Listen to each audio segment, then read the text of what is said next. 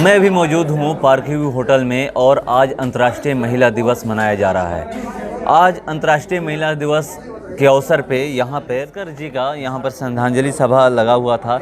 चलिए जो यहाँ के आयोजक थे जिन्होंने कराया था, चलिए मैं इनसे सीधे जुड़ता हूँ और जानने का प्रयास करता हूँ कि ये कितना लता जी को मानते हैं। IBN 7 भारत में आपका स्वागत है। बहुत बहुत धन्यवाद सर, आपको भी मैं फ्रेंड्स म्यूजिकल ग्रुप के तरफ से आपको भी हार्दिक अभिनंदन और स्वागत करता हूँ। आज महिला दिवस है और महिला दिवस के दिन आप लोग लता मंगेशकर की श्रद्धांजलि सभा में हुए थे और क्या सोच करके आज आप यहाँ पर ये प्रोग्राम करवाए हैं? लता जी जब गुजर गई तो मेरी आत्मा बहुत दुखी हुई, मैं बहुत दुख हुआ, भीतर अंतर आत्मा को बहुत दुख हुआ। मैं बहुत चिंतन किया कि मैं क्यों दुखी हूँ। तो मेरी आत्मा ने कहा कि तुम मत दुख करो, लता जी तो अमर हैं, ये तो जब तक धरती रहेगी तब तक इनका आवाज़ गूंजता रहेगा। दिनेश, तुम सत्य में सुख क्यों करते हो? यदि तुम लता जी को बहुत ज़्यादा प्यार करते हो तो तुम उन्हें याद करो, उनके नगमों में, उनके सुरों में याद करो, वो तुम्हें मिल जाएंगी। तब मैंने ये जो है आयोजन फ्रेंड्स म्यूजिकल ग्रुप जो 2002 से स्थापित ये संस्था है, मैं इसके माध्यम से किया और मुझे बहुत अच्छा लगा इस कार्यक्रम को करके और मुझे आत्मसंतुष्टि भी हुई इस कार्यक्रम को करके और मुझे लगा कि मैं जो है लता जी को आज बहुत तहे दिल से जो मेरा दिल चाहता था वो मैंने किया। इस संस्था के अंतर्गत क्या होता है? फ्रेंड्स म्यूजिकल ग्रुप संस्था जो है दबे हुए कलाकारों को उभारने का प्रयत्न करती है। जिन लोगों को कहीं प्रोग्राम नहीं मिल पाता है, ऐसी प्रतिभाएं भारत में छिपी हुई हैं जिनको अवसर नहीं मिल पाता है, तो हम फ्रेंड्स म्यूजिकल ग्रुप की कोशिश यही रहती है कि हम नए कलाकारों को स्टेज दें ताकि उनकी एक पहचान बने। आप यहाँ आए थे, आप खुद देखें कि यहाँ पर कितने नए कलाकार अपनी प्रस्तुति दिए। मैं एक चीज़ और देखा यहाँ पर, जब यहाँ छोटा कलाकार से लेकर के एक 6 क्लास के बच्चे यहाँ पर गाई, उसके बावजूद यहाँ पर बहुत सारे ऐसे कलाकार यहाँ मौजूद थे जिसको कोई जानता तक नहीं है और उन्होंने अपनी प्रस्तुति दी। तो क्या आप लोग ये पूरा तैयारी करके आए हुए थे कि नहीं हम लोगों को यही करना है, जो बाहर से ऐसे नहीं किसी कलाकार को बुलाना है कि जो बहुत हाईलाइटेड है, हम ऐसे ही प्रोग्राम करेंगे कि जिसको कोई नहीं जानता है, जो गाने के शौकीन हैं उन्हीं को मंच देंगे? देखिए, जो लोग फेमस हैं राज्य स्तर पर, कंट्री लेवल पर, उनसे क्या गंवाना है, उनको तो दुनिया जानती है। यूट्यूब के माध्यम से, अन्य तरीक़ों के माध्यम से लोग सुनते हैं। हमारा उद्देश्य है कि जो भी दबे हुए कलाकार हैं, जो जिनमें प्रतिभा है, हम उन्हें निखारें और उनको भी एक मशहूर कलाकार के रूप में अपने देश में, अपने राज्य में, अपने ज़िले में उनका भी नाम रोशन कराएं। एक चीज़ और मैंने देखा कि यहाँ पर जितने लोग आए हुए थे और जो भी गाएं, किसी ना किसी पद पे हैं। कोई डॉक्टर है तो कोई कुछ है, कोई कुछ है। तो ये एक मतलब कि उनके बचपन से ख्वाहिश रही होगी कि नहीं मैं भी सिंगर बनता या मैं भी कुछ बनता, तो शायद उन लोगों को ये मंच प्राप्त होकर के अंदर से खुशी मिलती होगी कि चलिए हम भी आज एक मंच साझा कर रहे हैं, शेयर कर रहे हैं। तो शायद इस ग्रुप का पहला मतलब जो ये मकसद है, यही मकसद है कि एकत्रित करके उनसे गंवाना, ये ना कि किसी और को बुला करके उनसे गंवाना।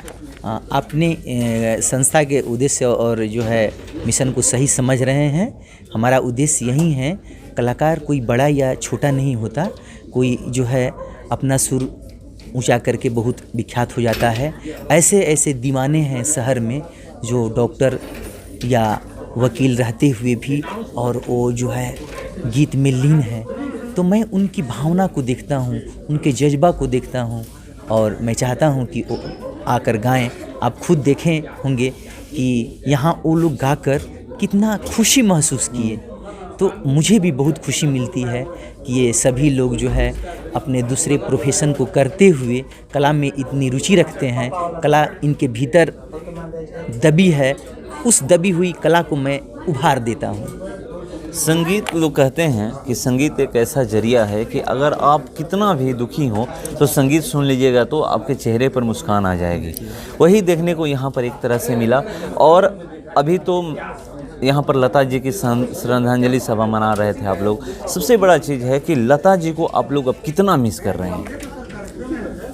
अब सर लता जी को तो हम इतना मिस कर रहे हैं कि यही मिस करने का अब इतना मिस कर रहे हैं कि ऐसा लगा कि भारत का कोई खजाना जो है निकल गया।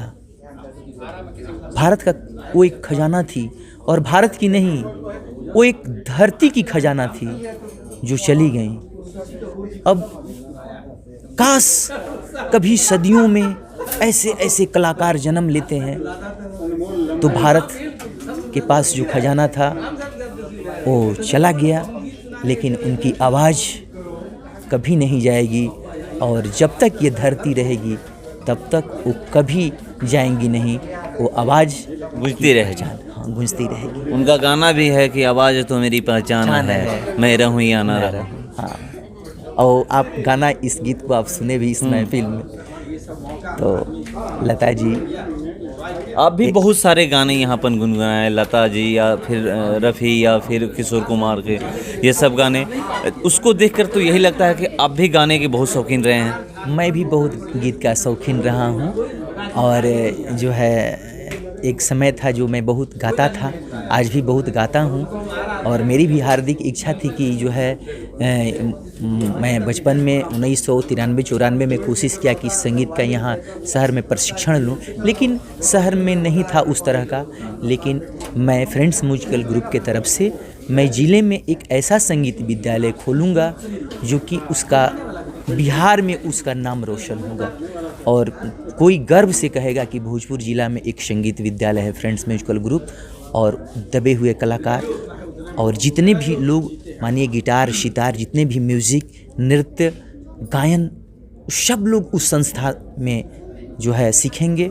मेरी हार्दिक इच्छा यही है कि मैं अपने इस भोजपुर ज़िले के जितने भी कलाकार हैं उनको एक अच्छा स्टेज दूं, उनको जो सीखने का की लालसा है उन इस संस्था से सिखाऊं। कोई गिटार सीखना चाहता है, यहाँ नहीं है, कोई सितार सीखना चाहता है, सिखाने वाला नहीं है। मैं वो व्यवस्था अपने ज़िले में करना चाहता हूँ और मैं करूँगा। तो चलिए, ये दिनेश मिश्रा जी थे हमारे साथ, और ये भी गाने के शौकीन हैं, और जो भी गाने का शौकीन है समझिए कि वो संगीत सुन करके ही थिरकने लगता है। कहते हैं ना कि कला जो है ना कभी बांध के नहीं रख सकती है, कला निखर कर आती ही है सामने। और जितने भी लोग, मैं छोटे छोटे बच्चों का इंटरव्यू भी करता हूं, तो मैं जितने भी पेरेंट्स हैं उनसे मैं कहूंगा कि आपके बच्चे के अंदर जो भी प्रतिभा है आप उसको देखिए और उसको निखारने का प्रयास करिए। चलिए, फिलहाल इस खबर में इतना ही। बने रहिए हमारे साथ। नमस्कार।